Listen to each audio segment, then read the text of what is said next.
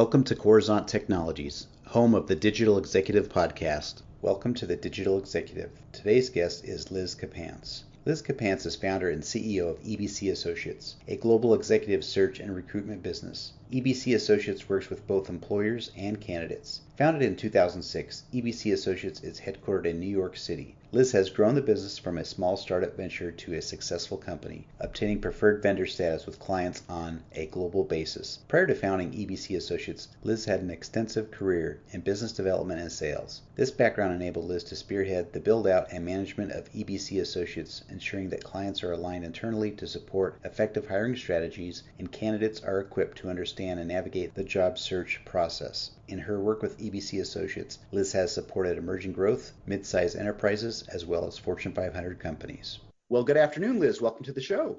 Thank you. Great to be here. Awesome. Liz, and I say this all the time, my readers are probably going crazy, but this is honestly the most favorite part of my day. And some days I get to do 3 podcasts in a day, just depending on how guests and their schedules work. So this is exciting. You're on the show. We've been connected for quite some time now, chatting back and forth. And one of the favorite things that stood out was every morning, LinkedIn's my thing. I get up real early. I looked at my LinkedIn. And I see your amazing posts. You got inspiring messages out there. And of course, you're just blowing it up. You've got a large following. And so I see why you're successful as an entrepreneur, but can you share maybe your secret sauce to your success? Thank you. I appreciate the endorsement, and it's so great to connect with you, Brian. So I have been building my business for the past 13 years, and I think just my approach and how I always work is really very much based on the pay it forward, where, how can I help you, whether it's a candidate that might be job searching or a company that might be looking to hire or look for additional resources, but really having and focusing and taking a deep dive with a few and building your connections and having those quality conversations where, it might take at least 4 or 5 times before you really know the person or know the business. Amazing. So Liz, let's talk technology, right? I know you're not in that tech space, and because you're an entrepreneur and because of your business and all the tools that are out there, you've had to immerse yourself into it, mostly due to the HR and talent management systems using these complex algorithms, machine learning to identify the right candidate out of tens of thousands of resumes. Maybe you could share with us about that approach to beat these algorithms and maybe what's your opinion now that there seems to be a lack of human touch these days? Yep, great question, Brian. So there's certainly with the technology and all the tools that are out there, it certainly helps to accelerate and bring in a good volume of number of candidates. However, it can be frustrating from the candidate's perspective to get through that automation and that system. So a couple things, utilizing the keywords to where you can assess and pre-scan your resume against a job posting, and it'll basically help to rank your resume against the job. And then you can have an opportunity to add keywords or make some adjustments where necessary. The other thing that I always encourage and approach is, so going through the system and the technology is one aspect, and this addresses actually your second question here. It's always taking it a step further, and there's many ways that as you're applying and looking at jobs and companies, you can penetrate that organization by reaching out to managers internally. You can have and request informational interviews to learn more about the company culture, expectations in terms of new jobs that they might be hiring for. And so I would say always, once you go through the system, that's one step, but then take it a step further and connect with and follow some of the managers, some of your peers that would be in line with what your job function and your background is, and have those conversations with them, because that's going to really help to humanize who you are as a person outside of the resume that goes through the system.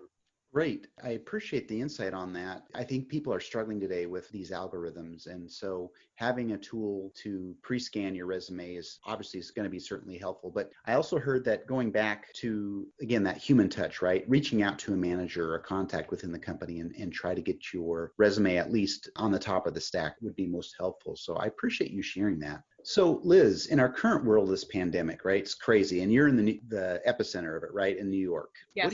What do you have planned for the rest of this year as far as a new product or service? What did you have to do to shift?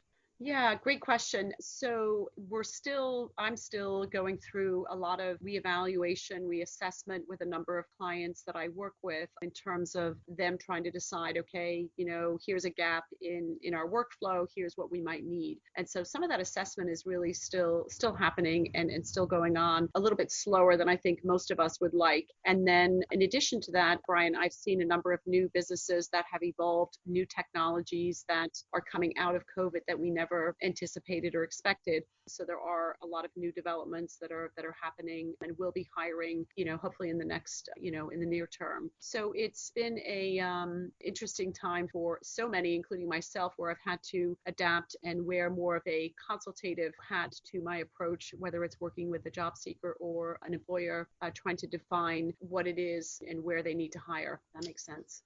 Yeah, absolutely. That's great. And it's just amazing talking to many guests on the show about they've had to radically change their mindset, their business model to adapt to this new way of doing business. And it's been challenging for some. And unfortunately, some just haven't got out of it at this point, been a financial challenge. But I know we're all going to get through this together, and we just need to continue to help each other out. So thanks for sharing that. Liz, obviously this is the best part. Our readers want to learn more about you, right? Can you share something from your career experience that would be helpful for those looking either to grow their career or maybe to break into human talent management?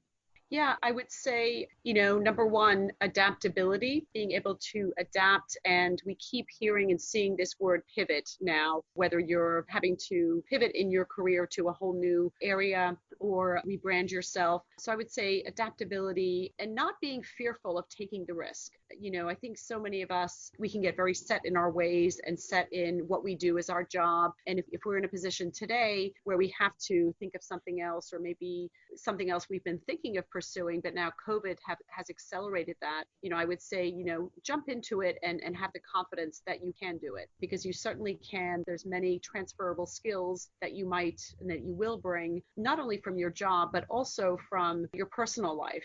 For example, parenting skills, soft skills that are critical to many jobs, can be transferred to many different industries. So adaptability, going for what it is you want and staying motivated, building a team to support you in that endeavor is all important.